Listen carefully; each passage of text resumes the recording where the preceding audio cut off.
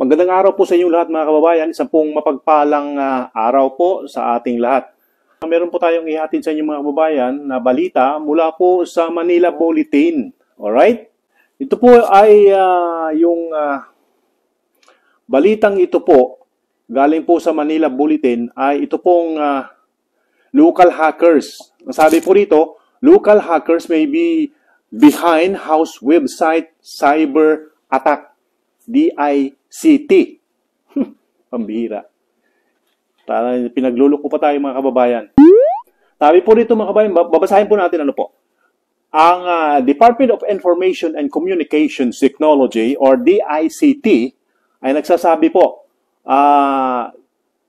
noong Lunes, October 16, that the House of Representatives HOR cyber attack may have been carried out by local hackers. Yan po ang sabi rito mga kababayan sa Manila Bulletin. At magbibigay po ako ng maiksing reaction po lamang mga kababayan hinggil po dito sa sinasabi rito o balita po sa Manila Bulletin. Pinagluluko po tayo nitong mga nakaupo dyan sa Kongreso mga kababayan. Lalong-lalo na itong si Tambaloslos. Ay nako, huwag ko kayong magpapaniwala rito sa taong ito. Mula po, at ito po ang nagiging Speaker of the House, dyan po sa Kongreso, Ipal, mga kababayan. Mas parang nagmumukhang siya pa ho ang Pangulo ngayon, mga kababayan. Siya na ho lagi ang laman ng mga balita ho.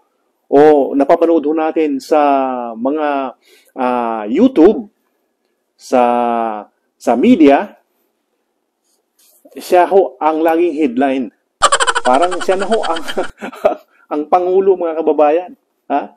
Ituloy po natin ang pagbabasa mga kababayan. Hinggil ho dito. Sabi ho dito, just from the wordings doon sa defacement ng website ng House of Representatives, it was in Tagalog, sabi rito. So, pinaghihinalaan o sinasabi rito na local ho ang gumawa ho ng cyber attack ng kanilang website sa Kongreso mga kababayan. Alright?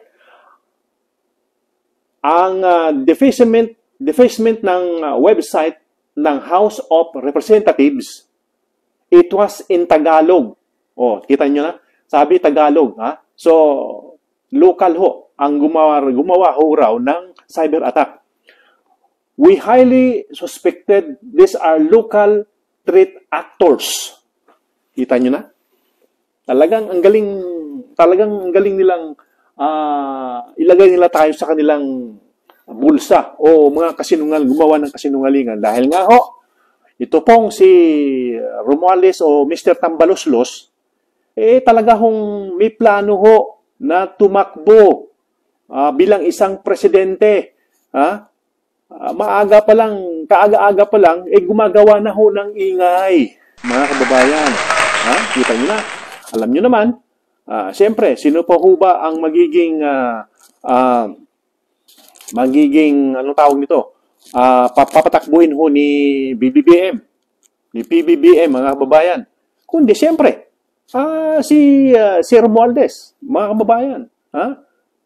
Halatang-halata naman ho na talaga hong may plano hong tumakbo ito bilang isang Pangulo ho nitong darating na mga taon, mga kababayan. Ang layo-layo pa nga ho pero nagpapakitang gilas na ho, mga kababayan.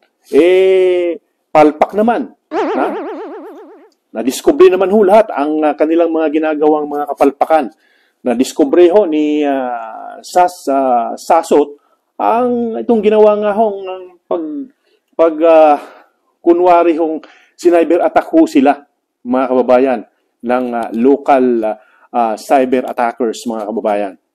Siyempre, siguro, baka naman ho inutusan na gagawa-gawa ng ganito para at least mali o hindi ho mabunyag yung kanilang mga kabulustugan dyan sa Kongreso. Kasi para ho hindi ho ma-audit ho ang kanilang mga gastos. Yung mga perang nakukuha ho nila o binibigay sa kanila bawat mga congressman, mga babayan. Para hindi ho natin malaman kung saan ho ginagastos yung mga perang galing ho sa taong bayan.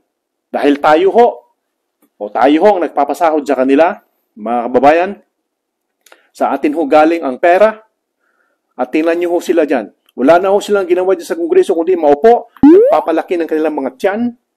Di ho ba mga kababayan? Ang iba dyan nakaupo, hawak-hawak ang cellphone, ang iba dyan natutulog.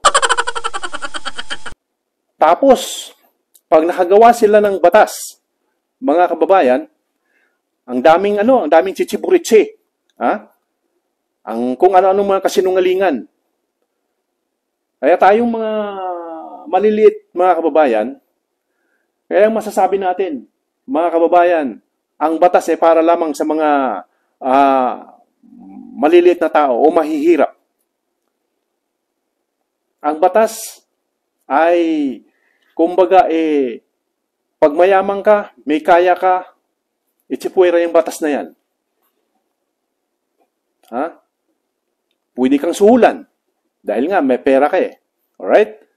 So, ituloy ho natin ang pagbabasa mga kababayan itong balita nga ho sa Manila Bulletin. Saan ho ba tayo rito? Okay. Which was in Tagalog, sabi rito, we highly suspected that these are local street actors, mga kababayan.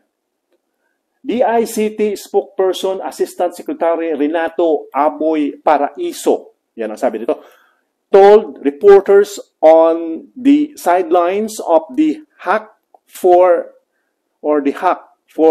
government nationwide finals 2023. But again, we ask the understanding of the public that we cannot divulge the names of these persons, he added. Yan ang sabi rito mga babayan. Paraiso added that the investigation is ongoing. Ongoing kunyari pa mga pakana ito ni Tambaloslos Initially, we only saw that there is a defacement on the website, that there were alterations in the logs, alteration in some data in the website, he said. Kita nyo na mga kababayan? Mga kalukuhan na pinagagawa nitong mga nasa gobyerno, lalong-lalo na ho dyan sa Kongreso. Alam niyo, masabi kong, ang pinaka-number 1 na corrupt ho na ahinsa dyan, itong Kongreso at Senado. Bakit kanyo mga kababayan? Dahil wala ho tayong nabalitaan na lahat ho sila dyan ay na-audit ho ang kanilang ang kanilang mga asset, yung mga perang nakukuha ho nila, na binibigay ho sa kanila, mga kababayan. Hindi ho na-audit yan, hindi ho lumalabas yan. Kaya nga siguro, ginawa ito, na sabihin nila, o ipalabas nila na na-hack ang naturang website para ho mapigilan ang pag-audit nito sa COA.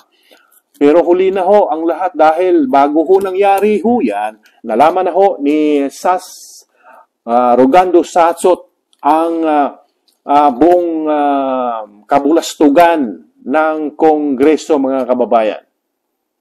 Alright? So, antabayan na lang ho natin mga kababayan kung ano pa ho ang mga balita ho na ating masagap at atin pong bibigyan ng reaksyon ho yan, mga kababayan, para ho may hatid sa inyo. Alright, so mga kababayan, hanggang dito na lamang ho at salamat ho sa panonood at please subscribe my channel, share, and click the subscribe button. Salamat po sa inyong lahat.